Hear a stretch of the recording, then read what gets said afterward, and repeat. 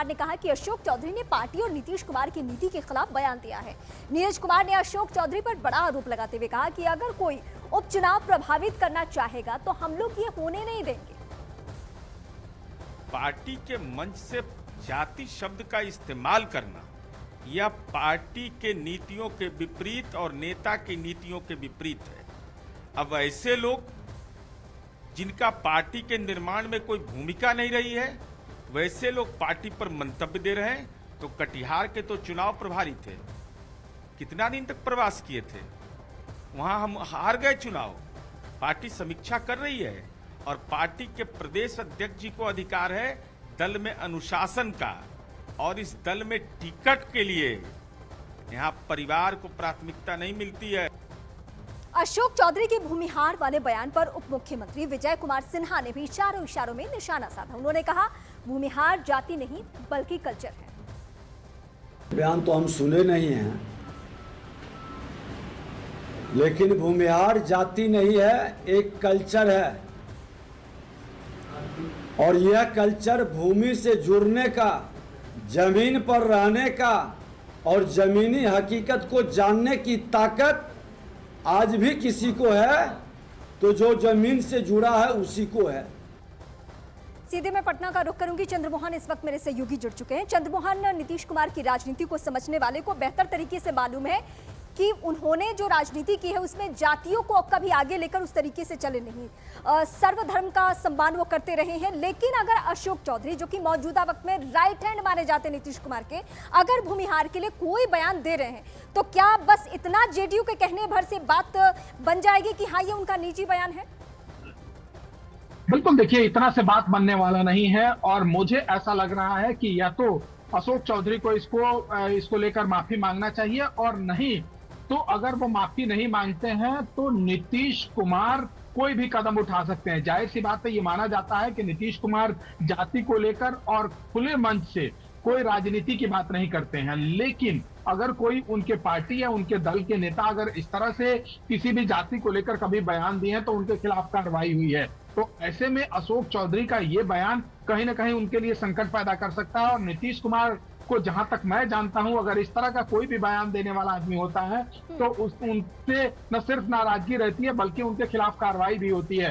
तो ऐसे में सबसे बड़ा सवाल यह है कि क्या अशोक चौधरी के खिलाफ नीतीश कुमार कोई कदम उठाएंगे? अगर वो कदम नहीं उठाते हैं तो क्या कोई बड़ा पार्टी का नेता इनके बयान को लेकर माफी मांगेगा? और अगर बयान को लेकर माफी नहीं मांगी जाती है, इस बयान को वापस नहीं लिया जाता है, तो आने वाले दिनों में इसका खामियाजा इसको लेकर अगले चुनाव में भुगतना पड़ सकता है। क्योंकि भूमिहार एक ऐसी जाति है जो बिहार के सभी जगहों पर लोग पाए जाते हैं। अगर नीतीश कुमार के खिलाफ अगर उनकी नाराजगी हुई तो इसका खामियाजा सीधे तौर पर पार्टी और जेडीयू के ऊपर पड़ सकता है, जेडीयू के नेताओं के ऊपर पड़ सकता है। तो मुझे ऐसा लगता है कि आने वाले दिनों में या फिर कुछ घंटे में अशोक चौधरी अपने बयान को वापस ले सकते हैं। कंट्रोल कैसे किया जाना है इसके लिए थोड़ा इंतजार करना होगा। मैं चंद्रमोहन एक बार फिर से आपका रुख करती हूँ, लेकिन इस बीच एक और बड़ी खबर, अपने बयान पर विवाद बढ़ता देख अशोक चौधरी सफाई देते हुए नजर आए। न्यूज़ 18 से बात करते हुए उन्होंने दावा किया कि उनका बयान किसी जाति के खिलाफ नहीं था बल्कि चुनावों में पार्टी के विरोध में काम कर रहे लोगों पर था।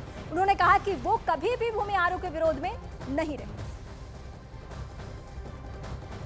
अशोक जी, आप जहानाबाद में एक भाषण के दौरान आपने एक जाति विशेष भूमिहार गलत बात है। पहले आप सुधार कीजिए, प्रश्न को सुधारिए, ऐसे मत करिए जाति विशेष। जिस जाति विशेष की बात कर रहा हूँ, मेरी बेटी भी आई हुई है, तो मेरी बेटी को बाहर कराइएगा क्या घर से? जाति विशेष वो क्यों बोलेंगे? जीवन भर हम भूमिहार के गोद में रहे हैं। श्री बाबू और महेश बाबू मेरे पिताजी को पढ़ाए हैं। ये सब अब कोई आदमी समझ रहा है कि हमको मतलब अशोक चौधरी को बोलना मतलब पूरे पासी समाज, महादलित समाज को बोलना, तो गलत बात है ना।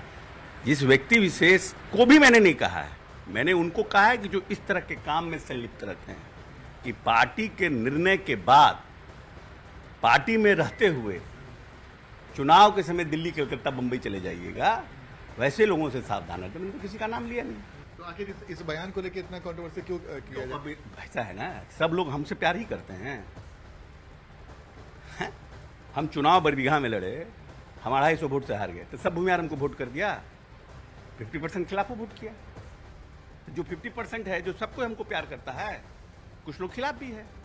जो लोग खिलाफ है वो अपना रोटी सेक रहा है। लोग बयानवीर बने हुए हैं, बयान दे रहे हैं, भाषा हमारी समझ नहीं रहे हैं, मेरा इंटेंशन समझ नहीं रहे हैं, भीमयार विरोधी बना दिए। हम काहे के लिए भीमयार विरोधी रहेंगे भाई? जीवन भर हमको समस्तीपुर में हमको एक नंबर में कोई वोट हमको दिया, वो भूमिहार वोट किया मेरी बेटी को, हम क्यों भूमिहार विरोधी होंगे भाई? अब आपको है कि भाई आनंद जी को हम बोल दिए, तो आनंद जी को बोल दिए मतलब राजपूत को बोल दिए, तो कैसे हो जाएगा भाई? मैं सीधे अपने सहयोगी चंद्रमोहन का रुख करूंगी। चंद्रमोहन, जो सवाल मैं पूछना चाहती थी उसका जवाब अशोक चौधरी दे चुके हैं, क्योंकि उनकी बेटी शांभवी चौधरी को जब टिकट दिया गया तो एक सुर में सब यही कह रहे थे कि ये दलित के नाम पे नहीं बल्कि भूमिहार जाति के नाम पे टिकट मिला हुआ है, चाहे वो एलजेपी से ही क्यों ना मिला हुआ हो। और वो खुद भी बता रहे हैं कि मुझे सालों साल से उनके पिताजी से लेकर उनको तक भूमिहार जाति से सम्मान मिला है या स्नेह मिला है। तो अब ये किसको इशारों में कहना चाहते हैं कि भले मैंने जाति का नाम लिया लेकिन ये पर्टिकुलर किसी व्यक्ति के लिए था, अब वो कौन है?